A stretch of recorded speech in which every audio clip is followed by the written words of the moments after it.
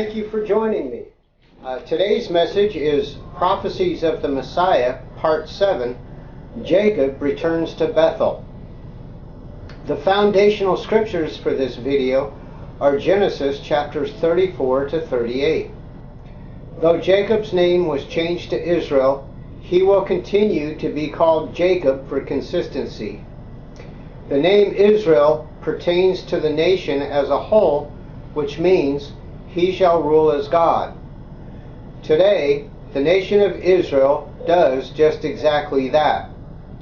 All Hebrew definitions come from the Strong's Concordance, Hebrew and Chaldee Dictionary.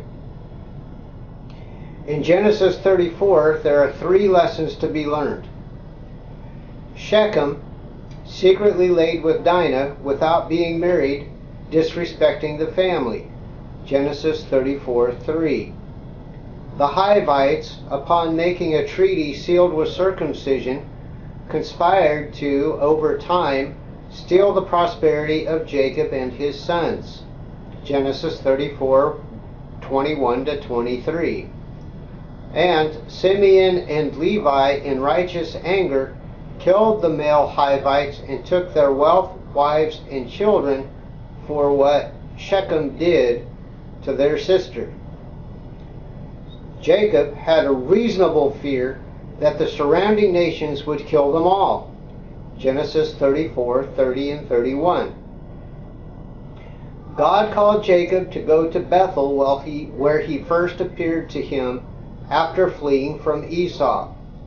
Jacob collected all the idols and earrings, hid them under an oak tree in Shechem, and told everyone to be clean. On the way, God struck terror in the hearts of the Canaanites and Perizzites that their journey would be safe. Rebekah's nurse, Deborah, died, and she was buried under an oak tree in Luz, which is also Bethel. Genesis 35:1 through 8.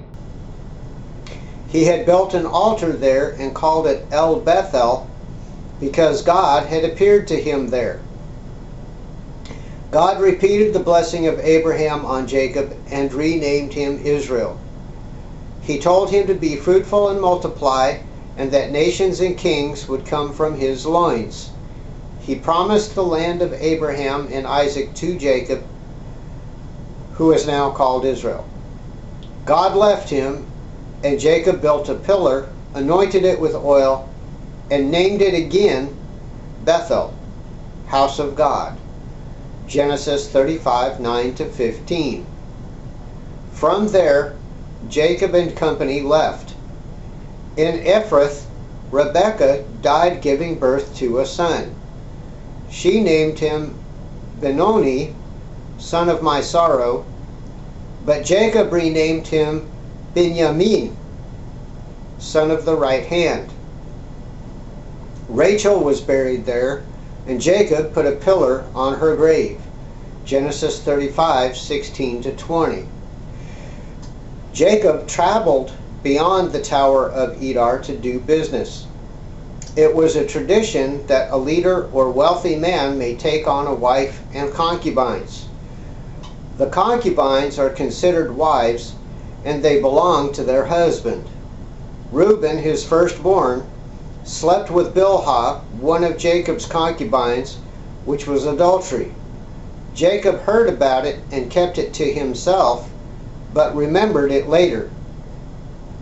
The sons of Israel were Reuben, Simeon, Levi, Judah, Issachar, and Zebulun by Leah, Joseph and Benjamin by Rachel, Dan and Naphtali by Bilhah, Rachel's handmaid, and Gad and Asher by Zilpah, Leah's handmaid. The total number of Jacob's sons were 12, plus his daughter Dinah. Jacob returned to Hebron to visit Isaac, who died during the visit at 180 years old. Jacob and Esau buried him in the cave of the patriarchs. Genesis 35:21 to 29. Jacob continued to live in Hebron, the dwelling place of his father and grandfather. If you are interested in the genealogy of Esau, read Genesis 36. He established the kingdom of Edom, having 12 states.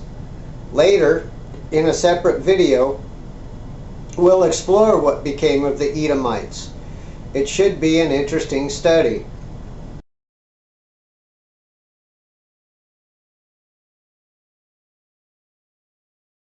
When Joseph was 17 years old, Jacob made him a coat of many colors, which made the other brothers jealous of him. Then one day, Joseph had a dream that he was binding sheaves with his brothers in the field. His sheaf stood upright, while the brothers' sheaves bowed to it. He had another dream that the sun, moon, and 11 stars bowed to him. His brothers became even more jealous. Genesis 37, 3-11. Later, Joseph's brothers went to Shechem to feed the flocks. Jacob sent Joseph to bring back a report on their activities. When he got back to Shechem, a stranger told him that they had gone to Dothan. When his brothers saw him approaching, they planned to kill him. Reuben objected and told them to put him in a pit. So they ripped Jacob's coat of many colors off, put him in the pit, killed a kid goat, and stained the coat of many colors with its blood.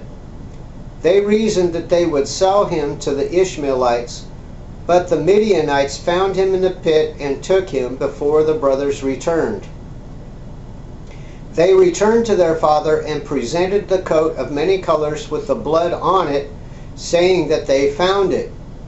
They let Jacob believe that Joseph was killed by a wild animal.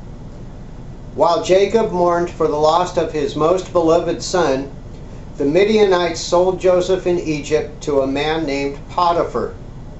He was an officer and captain of the guard. Genesis 37, 12-36.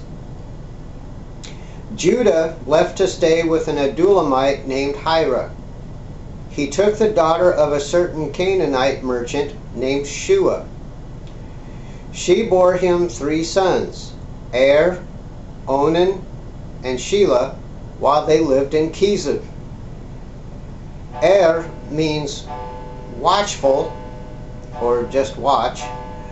Onan means strong, and Shelah means, from the pronunciation, request. After Shelah was born, Judah's wife could no longer have children. Since Shelah was born in Keziv, meaning falsified, or from the root words meaning deceit, the 4 names can be put together to paint a complete picture. Watch, strong, request, and deceit. Often, names can be given to children in cities that are discreet revelations of some secret that leads to either fortune or misfortune. Genesis 38, 1-5. The 4 words could be arranged like this: watch, deceit; strong, deceit; request, deceit. Tamar was the victim of a strong delusion. In future events, the Lord killed Er for his wickedness. He killed Onan for taking his brother's wife Tamar and refusing to get her pregnant. Then Judah promised Shelah to her when he came of age, but he lied.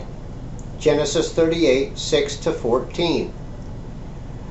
Again, God had specific plans for Tamar and killed her husbands for not performing their conjugal duties. Because she was denied Shelah, she found out where Judah was going to be and played the harlot. She made sure that Judah was going to keep his promise, one way or another, because a single woman, widow, or a wife without children was considered to be accursed.